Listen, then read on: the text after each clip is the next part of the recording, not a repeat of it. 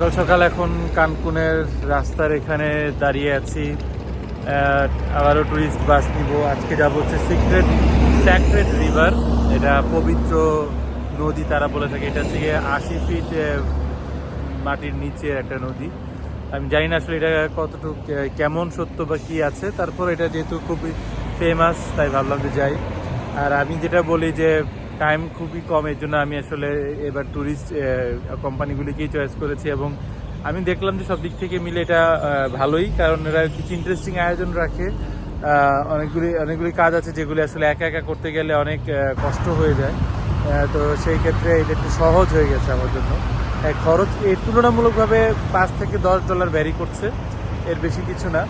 তবে একটু আরামদায়ক আর কি, যে সহজে আমি এই কাজগুলি করতে পারছি, কারণ এখানে সবাই স্প্যানিশ কথা বলে এবং স্প্যানিশ ভাষা আমার পক্ষে আয়ত্ত করা এখন সম্ভব না।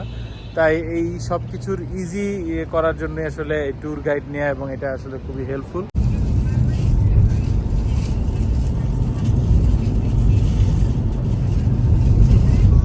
পড়লাম রিও সিক্রেটো হচ্ছে গিয়ে সিক্রেট রিভারের যে জায়গাটা, এটা কোনো স্প্যানিশ নাম হবে। তো খুবই ন্যাচারাল, এখানে দেখা যাচ্ছে যে মানে খুব ন্যাচারাল ওয়েতে তারা এই জিনিসটাকে সাজিয়েছে। এখানে টিকিট কাউন্টার আছে, খাবারের জায়গা আছে, তো সব মিলিয়ে খুব সুন্দর, নিরিবিলি। আমি শুধু একটাই দোয়া মানে আশা করি যে এখানে কোনো কুকুর থাকবে না, তাহলে আমার জন্য পুরো ট্রিপটা সহজ হয়ে যায়। কিন্তু যদি থাকে তাহলে এটা কষ্টকর, ভয়াবহ। এই হলো কথা। আমাদের ট্যুর গাইড এখন আমাদেরকে কিছু ইনস্ট্রাকশন দিবে। এর মধ্যে আমি যে জায়গাটা দেখলাম যে এখানে খুব নেচারকে ধরে রাখার জন্য সব ধরনের প্রচেষ্টাই করা হয়েছে। আমাদেরকে ব্যান্ড পরিয়ে দেওয়া হবে, সেটা পরে এখন যাওয়া হবে। এখন জানতে পারলাম যে আমি এখানে কোনো ভিডিও করতে পারবো না, ছবি তুলতে পারবো না, এবং আমার ক্যামেরা ঘড়ি কোনো কিছুই নিয়ে যেতে পারবো না। সুতরাং যত আগ্রহ আশা ছিল ভিতরে যে ভিডিও করার, তার কোনোটাই হবে না। তো এখন যেটা ওদের কাছে বললাম যে যদি ওদের কোনো অপশনস থাকে, যে অ্যাটলিস্ট ওরা বললো যে ভিডিও করা যাবে না, অ্যাটলিস্ট ওদের যদি কোনো ছবি তোলার কোনো অপশনস থাকে সেটা হইলে হয়তো বা কভার করা যাবে। যদি না হয় তাহলে আর কিছু করার নেই। আমি আসলে নিজে ব্যক্তিগতভাবেই ঘুরে ঘুরে যতটুকু এনজয় করবো সেটাই। আর আমার ব্লগের মধ্যে আসলে আর তেমন কিছুই থাকবে না। তারপরও আমি যেহেতু রিও সিক্রেটোতে আসলাম, এই ধরনের সাইনবোর্ড দেখতে পাচ্ছি, এগুলি আসলে দেখানো ছাড়া ভেতরের অভিজ্ঞতাটা তো বাইরে হওয়ার পরই বলতে পারবো। তারপরে আমার মনে হয় যে একেবারে খারাপ কিছু হবে না। গতকালকে সিনটে দেখেছিলাম, তো সিনটের আদলেই মনে হয় রিও সিক্রেটের এটা হবে। তবে এখানে যেটা আছে, যে এটা দেখা যাচ্ছে যে এটা আসলে 30 বা 80 ফুট এরকম কিছুটা গভীরে মাটির নিচে যে একটা নদী, এবং এটা একটা সিক্রেট নদী, এই জন্য এটাতে সবাই মানে খুব প্রিকশনস ওরা রাখে, এবং এটা গভীরতা আছে। এখানে সাঁতার কেটে কেটে যেতে হবে, সুতরাং এখানে প্রিকশনসটা ইম্পর্টেন্ট। তো যাই হোক, এগুলি করেই এখন যাওয়ার পদ্ধতি বা আলোচনা শুরু হচ্ছে। এখন কোন গাইড আসবে, সে আমাদেরকে নিয়ে যাবে, দেখা যাক। এই আর কি, খারাপ লাগার মধ্যেও ভালো লাগা থাকে, ভালো লাগার মধ্যেও খারাপ লাগা থাকে। দেখা যাক কতটুকু ভালো লাগে।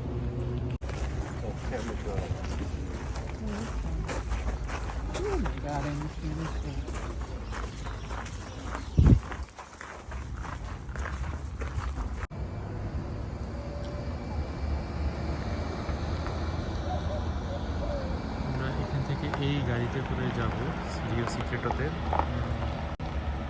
তো ট্যুর গাইড যিনি আছে মাইলো, সে আমাদেরকে নিয়ে যাবে। প্রস্তুতি নিয়ে যাওয়ার জন্য।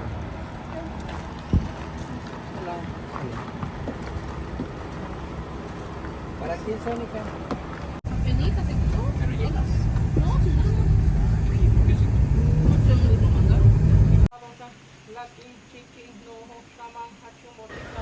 ভিডিও করার পারমিশন না থাকলেও আমি তাদের যে ক্যামেরাম্যান আছে তাকে রিকোয়েস্ট করেছিলাম আমার একটা ভিডিও করার জন্য, কিছু ভিডিও তুলে নেওয়ার জন্য।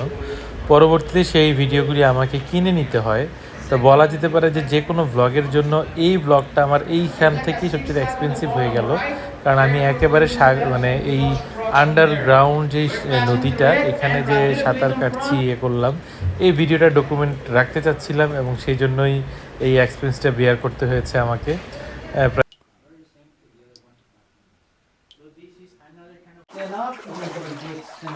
খুবই দারুণ একটা অভিজ্ঞতা। পুরো মাটির নিচে গুহার ভিতরে দাঁড়িয়ে আছি এবং পানি, পাথর। কে ভাবছিল যে গুহার নিচে এরকম পানির মধ্যে সাঁতার কাটবো, মানে এটা একটা অসাধারণ একটা অভিজ্ঞতা আমি বলতেছি, যেটা আসলে লাইফ এর একটা ওয়ান অফ দ্য এক্সপিরিয়েন্স বলা যায়, যে মানে গুহার নিচে পানিতে সাঁতার কাটতেছি। ওকে, তো এখন শেষ করে আসলাম রিভার মায়ারার এই স্যাক্রেড রিভার ট্রিপ, এবং এখন এই হ্যামকে শুয়ে শুয়ে বসে বসে এনজয় করছি। তো ট্রিপটা আসলে খুবই অসাধারণ ছিল। অসাধারণ বলতে গেলে এটা আসলে একটা লাইফ টাইম এক্সপিরিয়েন্স বলা যায়। কারণ প্রথমে আমরা একটা ড্রাই কেভের মধ্যে গেলাম, যেটা শুকনা, যেখানে কোনো পানি নাই।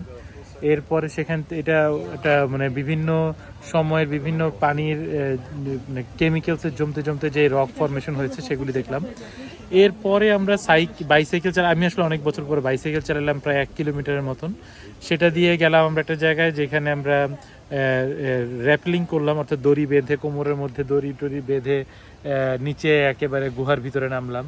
তো রিও সিক্রেটো, এটা আমার জন্য আমি রিকমেন্ড করব, যদি কারো আসার আগ্রহ থাকে। এটা রিকমেন্ডেড একটা ট্রিপ হবে। সব কিছু যে ভিডিওতে থাকতে হবে এমন কোনো কথা নাই, নিজের ব্যক্তি আনন্দের ব্যাপারটা একটা বড় ব্যাপার। তো এই আর খাওয়া দাওয়ার জন্য আসলাম এই রেস্টুরেন্টটাতে, নাম হচ্ছে রিও সিক্রেটো রেস্টুরেন্ট। তো রিও সিক্রেটো রেস্টুরেন্টে খাওয়া দাওয়ার জন্য আসলাম। খাচ্ছি সাথে রাইস এবং চিকেন, স্যুপ, এই হলো খাবার। দুপুরে খাবারের প্যাকেজ হিসেবে এটা আসলে খুব ভালোই লাগছে আমার কাছে খেয়ে। অনেক কিছুই আছে, বুফে খাবার, তো ভালোই লাগার মতন। খাবারটা মজাও আছে, ওভারঅল ভালোই লাগছে।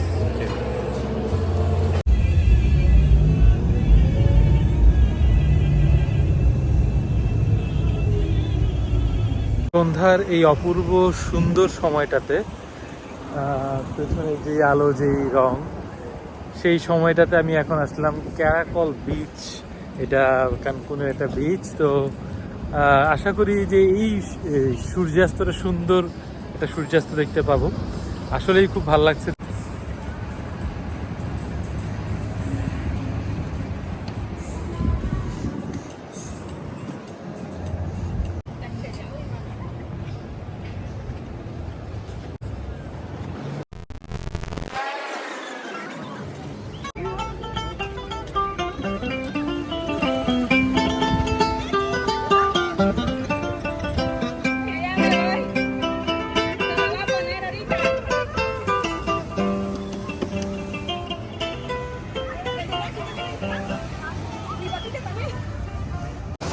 অসাধারণ এক সুন্দর একটা দৃশ্য দেখতে পাচ্ছি।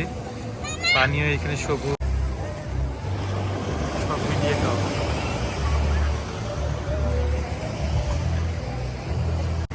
সাদা বালুর এই বালুকা বেলায় অসাধারণ সুন্দর পানির সাগরের শব্দ, গর্জন।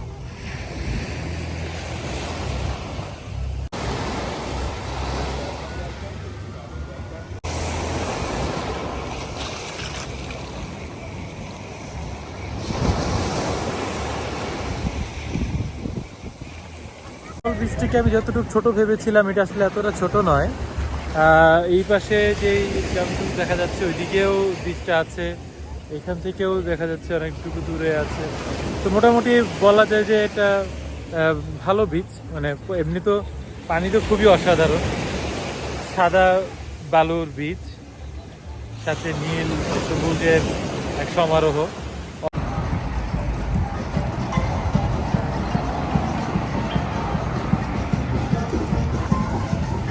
রাস্তা ধরে হাঁটছি, রাতের বেলায় অনেক মিউজিক চারপাশে।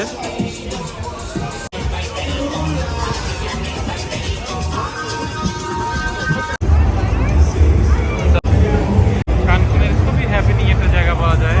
এখানে অনেক মিউজিক, অনেক গান, অনেক সাউন্ড, অনেক মানুষের ভিড়।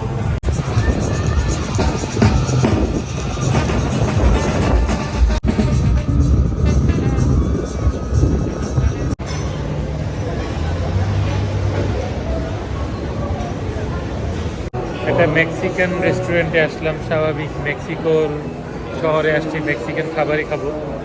তবে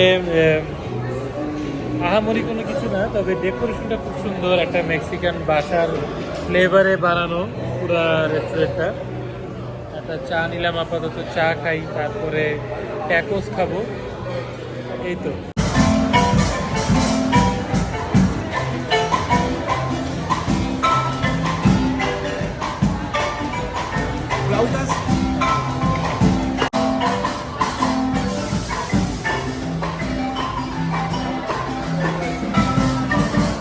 ট্যাকোস অর্ডার করেছিলাম, সেই ট্যাকোসগুলি এসে গেছে মাটির হাঁড়িতে করে। চিকেন ট্যাকোস এখন খাবো,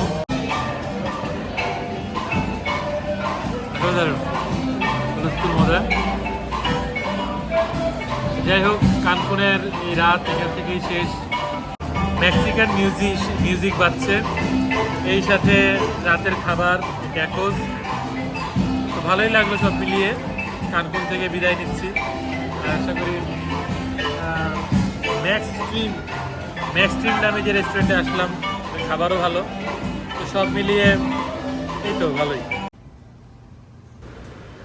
চলে যাওয়ার এই সকালটাতেই ভাবলাম একটুখানি ঘুরে আসি, আর তাই হোটেলের থেকে বের হয়েই সামনের একটি খোলা অংশের দিকে গেলাম, যেখান থেকে আমি বিচের দিকে যাব। কিন্তু মনে হচ্ছে এতটাই খালি জায়গা যে কোনো একটা জম্বি ল্যান্ডে আমি এসে গেছি। দূরে দু একজন মানুষকে দেখা যাচ্ছে, তার আগ পর্যন্ত পুরো জায়গাটাই মনে হলো যেন একটা শূন্যতার জায়গা। তো এরকমই ঘুরে ঘুরে হাঁটতে হাঁটতে সাদা এই বালুকা বেলায় আসলে খুবই সুন্দর, মনোমুগ্ধকর লাগছে। সকাল সকাল আসলাম কানকুনের এই বিচে, ভালোই সুন্দর, এবং পানিগুলি এত সুন্দর, এত নীল, এত সবুজ, মানে বলার বাইরে।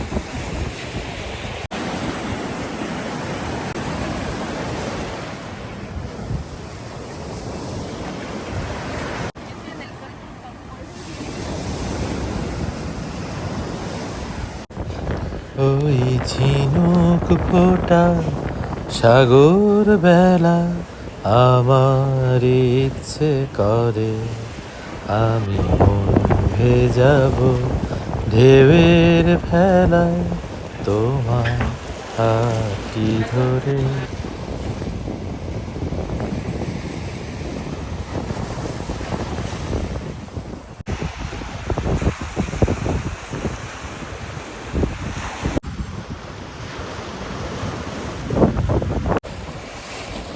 মেক্সিকান গালফের এক অসাধারণ মুহূর্ত দেখতে পাচ্ছি, মানে সাগরের যে অপূর্ব সৌন্দর্য বলার বাইরে। আর বিচের বালু হচ্ছে সাদা, তার সাথে সবুজ সবুজ নীলাভ যে পানির আবরণ, আসলে দেখে খুব ভালো লাগলো। তো এখান থেকেই আমার কানকুন পর্ব শেষ। একটা ভালো ট্রিপ গেছে আমার, সব কিছু মিলিয়ে খুব ভালো একটা সময় পার করলাম। এই তো, বিদায়।